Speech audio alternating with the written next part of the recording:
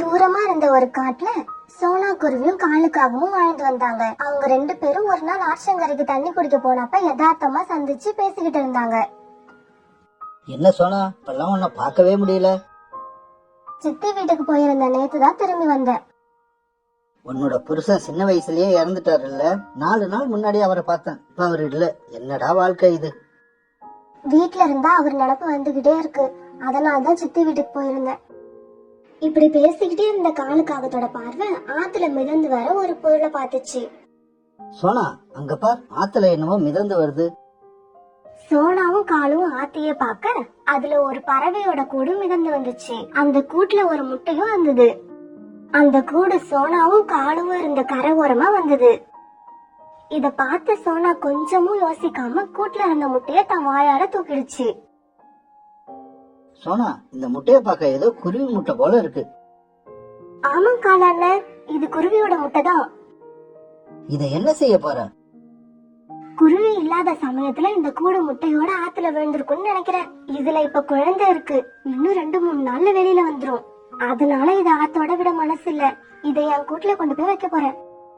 இதுவும் உனக்கு நல்லதுதான். நீ இப்ப தனியா இருக்கிற. இந்த முட்டையில இருந்து குழந்தை வெளிவந்தா உனக்கு பழைய நினப்பெல்லாம் கொஞ்சம் கொஞ்சமா மறந்து போயிடும். நானும் அப்படிதான் நினைக்கிறேன். சோனா, அப்படின்னா இந்த முட்டை ஆத்துல மிதந்து வந்த விஷயத்த யாருக்கிட்டையும் சொல்லாத. இத உன்னோட குழந்தையாவே எல்லாரும் நினைக்கட்டும். இதுல இருந்து வெளிவர போற குழந்தைய நான் ரொம்ப கவனமா பாத்துப்பேன். ஆனா இதை என்னோட குழந்தைன்னு சொல்லக்கூடிய அதிகாரம் அதோட உண்மையான அம்மா கிட்டதான் இருக்கு, என் கிட்ட இல்ல. அப்படி அவங்க வர வரைக்கும் இந்த குழந்தை என்கிட்டயே இருக்கட்டும். பிறகு சோனா குருவி காலுக்காகும் 2 பேரும் தங்களோட கூட்டுக்கு பறந்து போனாங்க. சோனா குருவி முட்டைய தன்னோட கூட்டுக்கு கொண்டு போய் ரொம்ப பாதுகாப்பா வச்சுச்சு. இந்த முட்டையில இருந்து வர குழந்தை என்ன கலர்ல இருக்கும்? என்ன மாதிரி இருக்குமா? எப்படி என்ன மாதிரி இருக்கும்? அவங்க அம்மா மாதிரி தான் இருக்கும். இந்த உலகத்துல அதை பார்க்க போற முதல் ஜீவன் நான் தான். அதனால என்னது சொந்த அம்மான்னு நினைச்சிரும். இப்படி யோசிச்சுக்கிட்டே சோனா குருவி ரொம்ப லேட்டா தூங்குச்சு. இப்படியே கொஞ்ச நாட்கள் ஓடுச்சு. அடுத்த நாள் காலையில அந்த முட்டையில இருந்து ஒரு அழகான ஆண் குழந்தை வெளியே வந்தது. அது பார்க்க ரொம்ப அழகா இருந்தது. அது வேறு ஒரு குருவியோட குழந்தையா இருந்தாலும் சோனா குருவி அதை பார்த்து பார்த்து ரொம்ப சந்தோஷப்பட்டா. இந்த குழந்தை எவ்வளவு அழகா இருக்கு, அதோட கண்ணும் ரக்கையும் கூட எவ்வளவு அழகா இருக்கு. அம்மா அம்மா, எனக்கு ரொம்ப பசிக்குதுமா, சாப்பிட ஏதாவது கொடுங்கம்மா. அம்மா அம்மா, என்னோட அம்மான அம்மாவே, உனக்கு தெரியுமா அம்மா, இந்த முட்டைய வதச்சிக்கிட்டு வெளியே வந்ததுல என்னோட சக்தி எல்லாம் போயிடுச்சு. என்னோட குழந்தை எவ்வளவு அழகா பேசுது. என் அன்பு மகனே, உனக்காக அம்மா ஏற்கனவே பழங்களை சேகரிச்சு வச்சிருக்க. பிறகு அந்த குழந்தை பழங்களை ஆவலோட சாப்பிட்டுச்சு. அது ரொம்ப பசியாவும் ஆவலாவும் இருந்ததால சாப்பிட்டுட்டு இருக்கும் போதே தூங்கிடுச்சு. சோனா குருவி நாள் பூரா அந்த குழந்தைய ரொம்ப கவனமா பாத்துக்கிட்டு இருந்துச்சு. அந்த குழந்தை மேல தண்ணியும் அறியாம ரொம்ப அன்பு செலுத்துச்சு.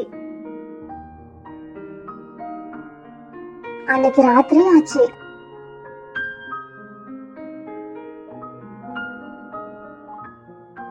இந்த குழந்தையோட அம்மா திடீர்னு வந்து குழந்தைய கேட்டா என்ன பண்றது? நான் குழந்தைய கொடுக்க மாட்டேன், என்னால கொடுக்க முடியாது. காலையிலேயே காலுக்காகத்தை பார்த்து சொல்லிடணும், இந்த குழந்தைய பத்தி யார்கிட்டயும் எதுவும் சொல்லாதுன்னு. எல்லாருக்கும் இது என் குழந்தையாவே தெரியணும். ஆமா, இது என் குழந்தைதான். இப்படி அழுதுகிட்டே யோசிச்ச சோனா குருவி இப்படியே தூங்கிடுச்சு. மறுநாள் காலையில சோனா குருவி காலுக்காக கூட்டுக்கு போச்சு. சோனா, நீ எப்படி இருக்க? நதியில இருந்து நீ கொண்டு போன முட்டை என்ன ஆச்சு? காலண்ணா, அதுல இருந்து ரொம்ப அழகான குழந்தை பிறந்திருக்கு. அது என்னையே அம்மாவை நினைச்சு என் மேல ரொம்ப பாசமா இருக்கு. பின்ன இருக்காதா? அதுவும் ஒரு குருவியோட குழந்தை தானே? ஆமா காலண்ணா, அதுவும் ஏதோ ஒரு குருவியோட குழந்தைதான். அப்புறம் இப்ப நான் வந்தது ஒரு முக்கியமான விஷயம் சொல்றதுக்காக தான். சொல்லு சோனா, என்ன விஷயம்? அந்த குழந்தைய பத்தி யார்கிட்டயும் எதுவும் சொல்ல வேண்டாம். அந்த குழந்தைய யார்கிட்டயும் நான் கொடுக்க மாட்டேன். அதை என் குழந்தையாவே வளர்க்க போறேன். நீ சொல்றது சரிதான். ஆனா நாளைக்கு அந்த குழந்தைக்கு நீ அம்மா இல்லங்கிற விஷயம் தெரிஞ்சிருச்சுன்னா? நம்ம சொல்லலனா அது அந்த குழந்தைக்கு தெரியவே தெரியாது. நான் அது மேல காட்டின அன்புல அது என்ன உண்மையான அம்மான்னு தான் நினைக்கும். இப்படி சொல்லிட்டு சோனா தன்னோட கூட்டுக்கு பறந்து போச்சு. காலு, நீயும் சொன்னா எதை பத்தி பேசுனீங்க? எனக்கு ஒண்ணுமே புரியல, தெளிவா சொல்லு. காலு நடந்தது எல்லாத்தையும் தெளிவா கோரி காகத்துக்கிட்ட சொல்லுச்சு. சோனா குருவி அந்த குழந்தை மேல ரொம்ப பைத்தியமா இருக்கு. அந்த குழந்தை இன்னும் கொஞ்சம் வளரட்டும், சோனா குருவிய பைத்தியமாவே ஆக்கி காட்டுறேன். சோனா குருவி அந்த குழந்தைக்கு இனிப்பான பழங்களையும் வகை வகையான உணவுகளையும் கொடுத்து அன்பா பாத்துக்குச்சு. அதுக்கு கொஞ்சம் கொஞ்சமா பறக்க கத்து கொடுத்துச்சு. பிறகு உணவு தேட போறப்ப கூட அதையும் அழைச்சுக்கிட்டே போய் உணவு தேடுறது, தேடின உணவு கீழே சிந்தாம வீட்டுக்கு கொண்டு வர்றது, இப்படி எல்லாத்தையுமே கத்து கொடுத்துச்சு. இப்படியே கொஞ்ச நாட்கள் ஓடுச்சு. ஒரு நாள் சாயங்காலம் சோனா குருவி அது பையன் சிச்சுவும் தங்களோட கூட்டுல இருந்தாங்க. அப்ப அங்க காலுவும் கோரியும் வந்தாங்க. என்ன சோனா, குழந்தை மேல ரொம்பவும் அன்பா இருக்க போல. ஒவ்வொரு அம்மாவும் தன் குழந்தை மேல அன்பாதான் இருப்பா. சோனா, கொஞ்ச நாளைக்கு முன்னாடி நதியோரத்துல நடந்த நிகழ்ச்சி உன் பையனுக்கு தெரியுமா? கோரி, பேசாம போ, தேவையில்லாம என்ன பேசுற? அப்ப என் கிட்டக்க வந்து நான் சொல்றத கேட்டுக்க. சோனா கோரி பக்கத்துல போச்சு.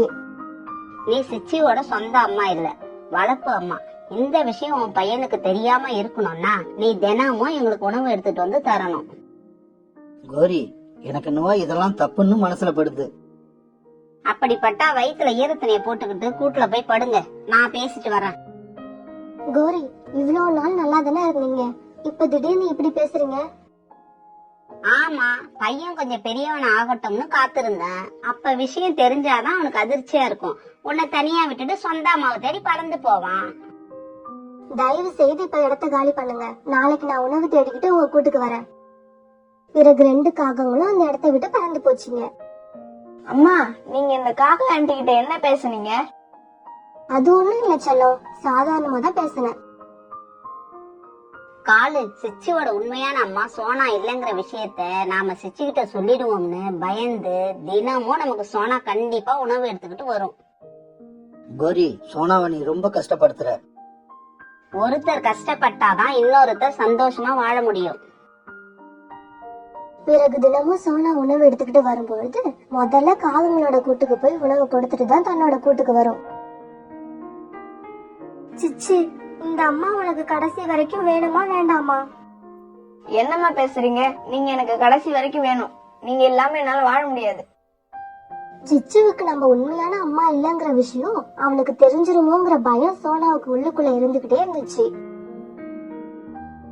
ஒரு நாள் கோரிக்காக சோனாவோட கூட்டுக்கு வந்துச்சு. நான் தினமும் உங்களுக்கு உணவு தான் கொண்டு வந்து கொடுத்துட்டு தானே இருக்கேன், அப்பவும் எதுக்கு என்னோட கூட்டுக்கு வரீங்க? சொல்றேன் சொல்லத்தானே வந்திருக்கேன். நதியோரத்துல நடந்த விஷயத்த பத்தி பேசிட்டு போலான்னு தான் வந்தேன். அம்மா, அந்த காக்கா ஆண்டி அடிக்கடி நதியோரத்துல நடந்த விஷயம் சொல்றாங்களே, அது என்னம்மா? அது ஒண்ணும் இல்ல செல்லம், அந்த ஆண்டி என்னோட பழைய ஃப்ரெண்ட், அதனால இப்படி ஏதாவது விளையாட்டா பேசிக்கிட்டு இருப்பாங்க. அப்படின்னா சரிம்மா. அம்மா, எனக்கு தாகமா இருக்கு. நான் நதி வரைக்கும் போய் தண்ணி குடிச்சிட்டு வரேன். நீங்க உங்க ஃப்ரெண்டோட ஜாலியா பேசிக்கிட்டு இருங்க. இப்படி சொன்ன சிச்சு பறந்து போச்சு. ஆனா தண்ணி குடிக்க போன சிச்சு நதி பக்கம் போகல. மறுபடியும் திரும்பி வந்து ஒரு மரத்து பின்னால மறைஞ்சுக்கிட்டு தன்னோட அம்மாவும் கோரியும் பேசுறத கேட்க ஆரம்பிச்சது. இந்த காக்கா ஆண்டி வரப்பெல்லாம் நம்ம அம்மா ரொம்ப பயப்படுறாங்க. அப்ப அம்மாவை பார்க்கவே பாவமா இருக்கு. காகம் ஏன் அம்மாவை மிரட்டுதுன்னு எனக்கு தெரிஞ்சுக்கிட்டே ஆகணும். சோனா, நான் இப்போ ஒரு வேலையா பக்கத்து காடு வரைக்கும் போறேன். திரும்பி வர சாயங்காலம் ஆகும். என்னோட கூடு இப்ப ரொம்ப மோசமான நிலையில இருக்கு. நான் திரும்பி வர்றதுக்குள்ள எனக்காக ஒரு புது கூட்டை நீ தயார் பண்ணி வைக்கணும். அந்த கூடு இலவம் பெஞ்செல்லாம் வச்சு சும்மா மெத்துன்னு இருக்கணும். இந்த வேலையெல்லாம் இன்னைக்கு சாயங்காலத்துக்குள்ள நடக்கணும். கோரி, நான் தினமும் உங்களுக்கு உணவு எடுத்துக்கிட்டு வரப்பவே ரொம்ப களைச்சு போயிடுறேன்.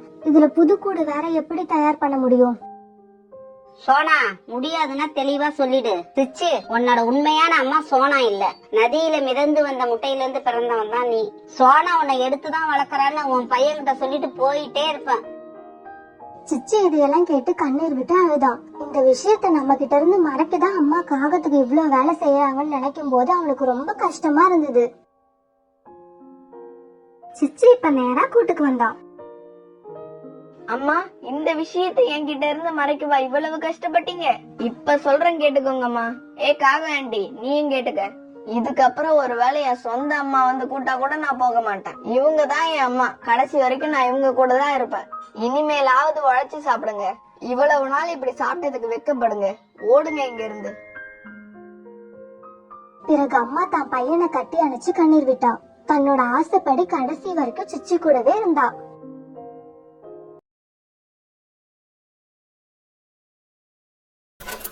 சோனாக்குருவி ஒரு அழகான சின்ன காட்டுல தன்னோட குழந்தைங்களோட வாழ்ந்து வந்தது. தன்னோட கணவர் இறந்ததுக்கு அப்புறம் தான் கிட்ட இருந்த ஒரு தையல் மிஷினை துணி தச்சு சோனாக்குருவி தன்னுடைய குடும்பத்தை நடத்திக்கிட்டு இருந்தது. இருந்தாலும் துணி தைக்கிறதுல வேற வருமானம் இவங்க 3 பேர் சாப்பாட்டுக்கு சரியா இருந்தது. குழந்தைங்களை படிக்க வைக்க முடியல. இது எல்லாம் யோசிச்சு பார்த்த சோனாக்குருவி பிறகு தூரமா இருந்த ஒரு நகரத்துக்கு போலான்னு முடிவு பண்ணுச்சு. அம்மா, நம்ம நகரத்துக்கு எப்பமா போறோம்? குக்கு, நாம நாளை காலையிலேயே இந்த காட்டை விட்டு நகரத்துக்கு கிளம்பி போறோம்.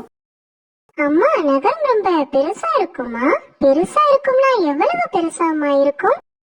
அம்மாவை இந்த மாதிரி எல்லாம் இப்ப எந்த கேள்வியும் கேட்க கூடாது. நாளைக்கு சாயங்காலம் நம்ம நகரத்துக்கு போய் சேர்ந்துருவோம். அப்ப நகரம் எப்படி இருக்குன்னு நீங்களே பார்த்து தெரிஞ்சுக்கோங்க. இப்படி பேசிக்கிட்டு இருந்த சோனாக்குருவியும் அது குழந்தைங்களும் பிறகு அப்படியே தூங்குனாங்க. மறுநாள் பொழுது விடிஞ்சிச்சு. சோனாக்குருவி தன்னுடைய மூட்டை முடிச்சுகளை எல்லாம் தூக்கிட்டு தன் குழந்தைங்களோட நகரத்தை நோக்கி பறக்க ஆரம்பிச்சது. இப்படி நகரத்தை நோக்கி பறந்து போன சோனாக்குருவியும் அதோட குழந்தைங்களும் சாயங்காலம் ஆகிறதுக்குள்ளேயே அந்த நகரத்துக்கு போய் சேர்ந்துட்டாங்க. நகரத்துக்கு போய் சேர்ந்த சோனாக்குருவி தானும் தன்னுடைய குழந்தைங்களும் தங்கறதுக்கு தேவையான மாதிரி ஒரு சின்ன வீட்டை வாடகைக்கு எடுத்தது. பிறகு உடனே தன்னோட தையல் மிஷின்ல உட்காந்து வியாபாரம் பண்ண தேவையான துணிகளை தைக்க ஆரம்பிச்சது. ஏன்னா சோனாக்குருவி கொஞ்ச நேரத்தை கூட வீணாக்க விரும்பல. சோனாக்குருவி மனசுல கடுமையா உழைச்சு நம்ம குடும்பத்தை முன்னேற்றணுங்கிற வெறி இருந்துகிட்டே இருந்தது. பிறகு மறுநாள் காலையில வியாபாரம் பண்ண தேவையான அளவுக்கு துணிகளை தச்சு முடிச்சது. பிறகு இரவு உணவு சாப்பிட்ட சோனாக்குருவியும் அதோட குழந்தைங்களும் அப்படியே படுத்து தூங்குனாங்க.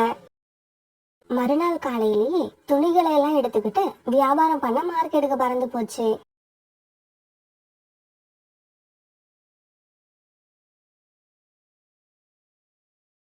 இங்க பாருமா, நம்ம கடையில துணிகளும் தரமா இருக்கும், விலையும் நியாயமா இருக்கும். நம்ம கடையில உள்ள மாதிரி நல்ல துணிங்க உங்களுக்கு வேற எங்கேயும் கிடைக்காது. வாங்கறதுக்கு இஷ்டம் இருந்தா நாங்க சொன்ன விலைய கொடுத்து வாங்கிக்கிட்டு போங்க. காலம்னா, நான் எப்ப துணி எடுக்க உங்க கடைக்கு வந்தாலும் நீங்க விலை அதிகமா தான் சொல்றீங்க. இந்த நகரத்துல வேற துணி கடை இல்லாததால நீங்க உங்க இஷ்டம் போல விலை ஏத்தி விக்கிறீங்கன்னு நினைக்கிறேன். கையில காசு இல்லாம துணி எடுக்க வர வேண்டியது, கடைக்கு வந்து விலைய கேட்டுட்டு வாயில வந்ததெல்லாம் பேச்சுன்னு பேச வேண்டியது. துணி வேணும்னா பணத்தை கொடுத்துட்டு வாங்கு, இல்லன்னா இடத்த காலி பண்ணு. என்னோட குழந்தைங்க கிட்ட இப்ப துணி எல்லாம் கிழிஞ்சு போயிடுச்சு. அதனால இப்ப நான் உங்களுக்கு ட்ரெஸ் வாங்கி தான் ஆகணும். ஆனா விலைய அதிகமா சொல்ற உங்க கடையில நான் கண்டிப்பா வாங்க மாட்டேன். இப்படி கோபமா சொன்ன அந்த குருவி காலுக்காவும் கடையில துணி எடுக்காம பறந்து போயிடுச்சு. போட்டோம் போட்டோம், எங்கதான் போகும் அந்த குருவி? எங்க போனாலும் நம்ம கடைக்கு தான் திரும்ப வந்தாகணும். நாம சொன்ன விலைய கொடுத்து வாங்கி தான் ஆகணும். ஏன்னா இந்த நகரத்துல துணி கடைன்னு ஒண்ணு இருக்குன்னா அது நம்ம கடை மட்டும்தான். கோபத்துல காலுக்காக கடையில துணி எடுக்காம வந்த சாரா குருவி தான் நினைச்ச மாதிரி துணி கடை எங்கேயும் இல்லாதால இப்படி யோசிக்க ஆரம்பிச்சது. இந்த நகரத்துல துணிகளை விக்கிறதுக்குன்னு இருக்கிற பெரிய கடை காலுக்காக கடை மட்டும்தான் போல இருக்கு. நாம நினைச்ச மாதிரி துணி வேற எங்கேயும் கிடைக்கல. காலுக்காக கடையில மட்டும்தான் இருக்கு. இப்ப வேற வழியே இல்ல. காலுக்காக கடைக்கு தான் போய் ஆகணும் போல இருக்கு. சாரா குருவி இப்படி யோசிச்சுக்கிட்டு இருக்க சோனா குருவி தன்னோட துணிகளை எடுத்துக்கிட்டு அந்த இடத்துக்கு வந்தது.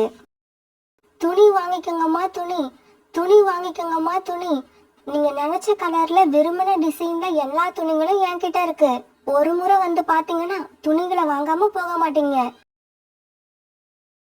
சகோதரி, உங்ககிட்ட உள்ள துணிகள் எல்லாம் நல்ல துணிகளா? நம்பி வாங்கலாமா? வாங்கி கொஞ்ச நாள்ல சாயம் போயிடாதுல்ல? சகோதரி, என்கிட்ட உள்ள துணிகள் எல்லாம் தரமான துணிகள் தான். தரமற்ற துணிகளை நான் தயாரிக்கிறது இல்ல, விற்பனை பண்றதும் இல்ல. பிறகு சாரா குருவி தன்னுடைய குழந்தைங்களுக்கு தேவையான துணிகளை சோனா குருவி கடையில இருந்து வாங்குச்சு. இப்படி வாங்கின சாரா விலை என்னன்னு கேட்காம சோனா குருவி கிட்ட 500 ரூபாய் நோட் எடுத்து கொடுத்தது. சகோதரி இன்னும் எவ்வளவு வேணும்னு சொல்லுங்க. 500 ரூபாய் நோட்டை கொடுத்து மறுபடியும் இன்னும் எவ்வளவு வேணும்னு அந்த குருவி கேட்ட உடனே சோனா குருவிக்கு ரொம்பவும் ஆச்சரியமா போயிடுச்சு. சகோதரி, நீங்க எடுத்த துணிகளோட விலை 400 ரூபாய் தான். இந்தாங்க மீதி 100 ரூபாய்.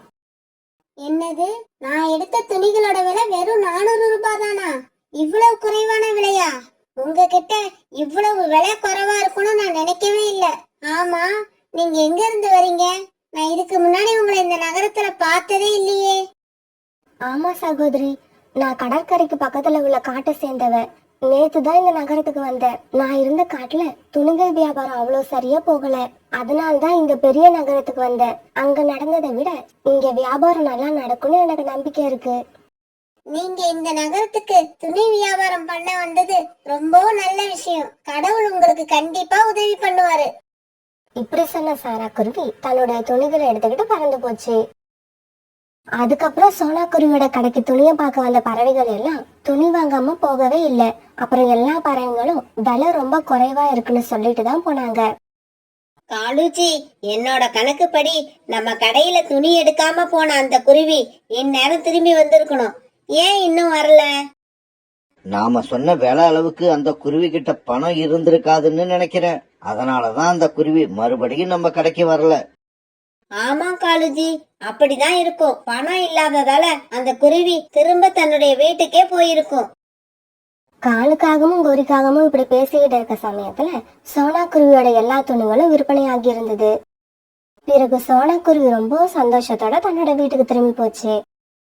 வீட்டுக்கு போய் பணத்தை எண்ணி பார்த்த சோனா குருவி ரொம்பவும் சந்தோஷப்பட்டது. ஏன்னா மொத்தமா 6000 ரூபாய்க்கு விற்பனை ஆகி இருந்தது. இதே அளவு துணிகளை நான் காட்டுல வியாபாரம் பண்ணி இருந்தேன்னா எனக்கு 3000 வரதே கஷ்டமா இருந்திருக்கும்.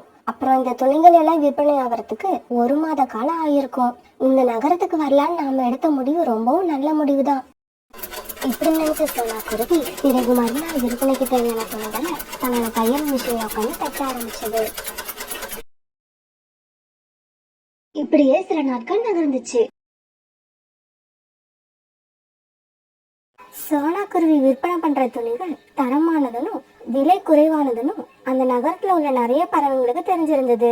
அந்த நகரத்துல உள்ள பல பறவைகள் இப்ப சோனா குருவியோட கஸ்டமர் ஆயிட்டாங்க. காகங்களே, நீங்க இந்த துணிகளுக்கு விலை ரொம்ப அதிகமா சொல்றீங்க. நான் போன முறை வந்து எடுத்துக்கிட்டு போனதை விட 2 மடங்கு அதிகமா சொல்றீங்க. அததான் என்னால தாங்க முடியல. ஜம்ஜம், நீ என் கூட வா. இந்த கடையில உள்ள துணிகளை விட நல்ல தரமான துணிகளை குறைவான விலைக்கு உனக்கு எடுத்து தாரேன். ரீட்டா கிளி இப்படி சொல்லவே ஜம்ஜம் பறவை காலுக்காக கடையில துணி வாங்காம ரீட்டா கிளி கூடவே பறந்து போயிடுச்சு. காலுஜி, நீங்க சீக்கிரம் இந்த பறவைகள் பின்னாடியே பறந்து போங்க. வேற ஏதோ ஒரு பறவை துணி வியாபாரம் பண்ண இந்த நகரத்துக்கு வந்திருக்குன்னு நினைக்கிறேன். அந்த பறவை யாருன்னு சீக்கிரமா தெரிஞ்சுக்கிட்டு வாங்க. இதோ இப்பவே போறோம் கோரி. இப்ப கொஞ்ச நாளா நம்ம கடையில வியாபாரமே நடக்கல. அதுக்கு கூட அந்த பறவை தான் காரணமா இருக்கும்னு நினைக்கிறேன். இப்படி சொன்ன காலுக்காகவும் பிறகு அந்த பறவைகள் பின்னாடியே பறந்து போச்சு. இப்படி போன காலுக்காகவும் சோனா குருவியோட கடைய பார்த்துடுச்சு. என்ன இது, இந்த குருவியோட சின்ன கடை இவ்வளவு கூட்டமா இருக்கு. சரி சரி, நாம போய் இந்த துணிகளோட விலை எவ்வளவுன்னு கேட்டு தெரிஞ்சுப்போம். இப்படி போன காலுக்காகவும் பிறகு சோனா குருவி கிட்ட ஒவ்வொரு துணியோட விலை என்னன்னு கேட்டு தெரிஞ்சுக்குச்சு. இப்படி சோனா குருவி கடையில உள்ள துணிகளோட விலை எல்லாத்தையும் கேட்டு தெரிஞ்சுக்கிட்ட காலுக்காகவும் வேக வேகமா பறந்து கோரிக்காகத்துக்கிட்ட போச்சு. இப்படி போன காலுக்காகவும் சோனா குருவி துணிகளை விற்பனை பண்ற விலைய கோரிக்காகத்துக்கிட்ட சொல்லுச்சு. ஓஹோ, இவ்வளவு குறைவான விலைக்கு துணிகள் அந்த குருவி விற்பனை பண்றதாலதான் நம்ம கடையில கொஞ்ச நாளா துணிகள் வியாபாரம் ஆகாம இருந்திருக்கு. ஆமாங்கோரி, நாம சீக்கிரமா ஏதாவது செஞ்சாகணும். அந்த குருவிய இந்த நகரத்தை விட்டு விரட்டுறதுக்கு ஏதாவது ஏற்பாடு பண்ணு. இல்லன்னா நம்ம கடையில இதுக்கப்புறம் ஒரு துணி கூட வியாபாரம் ஆகாது. காலுஜி, அந்த குருவியை இந்த காட்டை விட்டு விரட்ட வேண்டாம். நான் சொல்றத மட்டும் செய்யுங்க. நாளைக்கு அந்த குருவி வந்து கடை போட்ட உடனே நீங்க போய் அதுகிட்ட இருக்கிற துணி எல்லாத்தையும் விலைக்கு வாங்கிடுங்க. ஏன்னா அதுகிட்ட உள்ளது எல்லாமே தரமான துணிகள். நாம் அந்த துணிகளை வாங்கி நம்ம கடையில வச்சு இந்த துணிகளை விட அதிகமான விலைக்கு அந்த துணிகளை வியாபாரம் பண்ணலாம். பிறகு மறுநாள்ல இருந்து கோரிக்காக சொன்ன மாதிரி காலுக்காக செய்ய ஆரம்பிச்சது. சோனா குருவி துணிகளை எடுத்துட்டு வர வழியிலேயே அதை மடக்கி அதுகிட்ட உள்ள எல்லா துணிகளையும் பணத்தை கொடுத்து வாங்கிடுச்சு. இதனால சோனா குருவியும் ரொம்ப சந்தோஷமாச்சு. குருவி, உன்னோட துணிகள் எல்லாம் நல்ல தரமா இருக்கு, விலையும் நியாயமா இருக்கு. அதனால நீ கொண்டு வர துணிகள் எல்லாத்தையும் நான் தினமும் மொத்தமா வாங்கிக்க ஆசைப்படுறேன். இதே இடத்துக்கு நான் தினமும் வந்து உன்னோட துணிகளை மொத்தமா வாங்கிக்கிட்டு போயிடுறேன். உனக்கு கூட கால் கடுக்க நின்னு ஒவ்வொரு துணியா விக்கணும்னு அவசியம் இருக்காது. காகண்ணா, நீங்க தினமும் இதே இடத்துக்கு வாங்க. நான் கொண்டு வர எல்லா துணிகளையும் உங்களுக்கே மொத்தமா வியாபாரம் பண்ணிடுறேன். காலுஜி, இந்த துணிகள் எல்லாமே ரொம்ப தரமான துணிகள். வாங்கின விலையை விட 2 பங்கு லாபம் வச்சு இந்த துணிகளை நம்ம வியாபாரம் பண்ணலாம். அதுக்கப்புறம் காலுக்காகவும் தினமும் சோனா குருவி கிட்ட உள்ள துணிகளை மொத்தமா வாங்கி தன்னோட கடைக்கு எடுத்துட்டு போச்சு. சோனா குருவியோட கஸ்டமர் எல்லாரும் சோனா குருவி கடை போட்டு இருந்த இடத்த வந்து பார்த்துட்டு பிறகு வேற வழி இல்லாம காலுக்காகவும் கடைக்கு போய் அதிக விலை கொடுத்து துணிகளை வாங்கிட்டு போக ஆரம்பிச்சாங்க. இதனால காலுக்காகவும் கோரிக்காகவும் ரொம்ப சந்தோஷத்துல இருந்தாங்க. ஏன்னா அவங்களுக்கு சோனா குருவி கிட்ட இருந்து வாங்கின துணிகளால லாபம் நிறைய கிடைச்சது. காலுஜி, இன்னைக்கு நமக்கு லாபம் மட்டும் 6000 ரூபாய் கிடைச்சிருக்கு. நீங்க தினமும் அந்த குருவியை முதல்ல போய் பார்த்து எல்லா துணியும் வாங்கிட்டு வந்துருங்க. கோரி, வேற யாரும் அந்த குருவியை பாத்துடக்கூடாதுன்னு தான் அது துணியை எடுத்துக்கிட்டு வர்ற வழியிலேயே அதை மடக்கி நான் எல்லா துணியையும் வாங்கிக்கிட்டு வந்துடுறேன். பிறகு காலுக்காக தினமும் கோரிக்காக சொன்ன மாதிரியே செய்ய ஆரம்பிச்சது. வியாபாரத்துக்கு வர சோனா குருவிய வழியிலேயே மடக்கி எல்லா துணிகளையும் விலை கொடுத்து வாங்கி தன்னோட கடைக்கு எடுத்துட்டு போக ஆரம்பிச்சது. இப்படி வாங்கிட்டு போன துணிகளை மற்ற பறவைகள் நிறைய விலை கொடுத்து வாங்கிட்டு போக ஆரம்பிச்சாங்க. இப்படியே சில நாட்கள் நகர்ந்துச்சு. ஒரு நாள் சோனா குருவி வீட்டுக்கு தேவையான மல்லிகை ஜாமான்கள் வாங்க கடைக்கு போச்சு. ஆமா, கொஞ்ச நாளைக்கு முன்னாடி மார்க்கெட்ல துணிகள் வியாபாரம் பண்ணிக்கிட்டு இருந்தது நீங்க தானே? ஆமாங்க, அது நான்தான். என் பேர் சோனா. ஆமா, ஏன் இப்பெல்லாம் துணி வியாபாரம் பண்ண மார்க்கெட்டுக்கு வர்றதே இல்ல? உங்களுக்கு ஏதாவது உடம்பு சரியில்லையா? இல்லையே, நான் நல்லா தானே இருக்கேன். எதுக்காக இப்படி கேக்குறீங்க? நல்லாதான் இருக்கீங்கன்னா அப்புறம் ஏன் நீங்க துணி வியாபாரம் பண்ண வரல? நீங்க துணி வியாபாரம் பண்ண வராததால நானும் என்ன மாதிரி நிறைய மற்ற பறவைகளும் காலுக்காவும் கோரிக்காவும் கடைக்கு போய் விலை நிறைய கொடுத்து துணிகளை வாங்க வேண்டியிருக்கு. சகோதரி, இந்த விஷயங்கள் எல்லாம் கொஞ்ச நாளைக்கு முன்னாடி நானும் கேள்விப்பட்டேன்.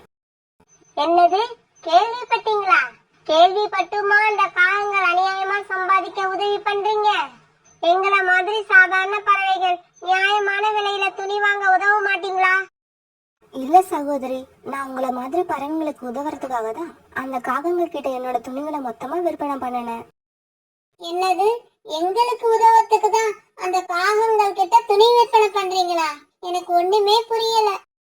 சகோதரி, நான் ஏற்கனவே மார்க்கெட்ல துணிகள் வியாபாரம் பண்ணின இடத்துக்கு நாளைக்கு காலையில வாங்க. உங்களுக்கு அப்ப எல்லாம் விவரமா புரியும். பிறகு சோனா குருவியும் அந்த பறவையும் அவங்கவுங்க வீட்டுக்கு பறந்து போனாங்க.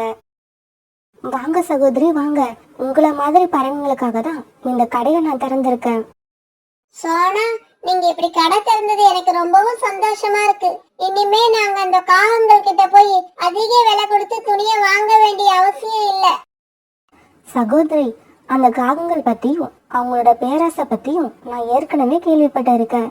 அந்த காகம் என்கிட்ட வந்து துணியை எனக்கு மொத்தமா விற்பனை பண்ணுங்கன்னு சொன்னப்ப நான் அந்த காகங்கள் கிட்ட என்னோட துணியை விற்பனை பண்ண முடியாதுன்னு சொல்லி இருந்தேன்னா அவங்க இந்த நகரத்தை விட்டு என்னை ஈஸியா விரட்டி அடிச்சிருப்பாங்க.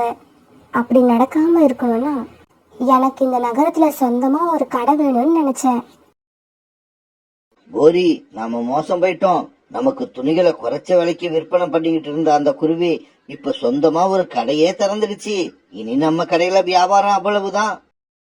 அப்படியா? அப்ப இனி நம்ம முன்ன மாதிரி நிறைய லாபம் பார்க்க முடியாதா? என்னது, நிறைய லாபமா? இதுக்கப்புறம் நம்ம லாபத்தை இல்ல, கடைக்கு துணி வாங்க வர்றவங்களையே பார்க்க முடியாது. ஏன்னா இனிமே எல்லாரும் அந்த குருவியோட கடைக்கு தான் போவாங்க.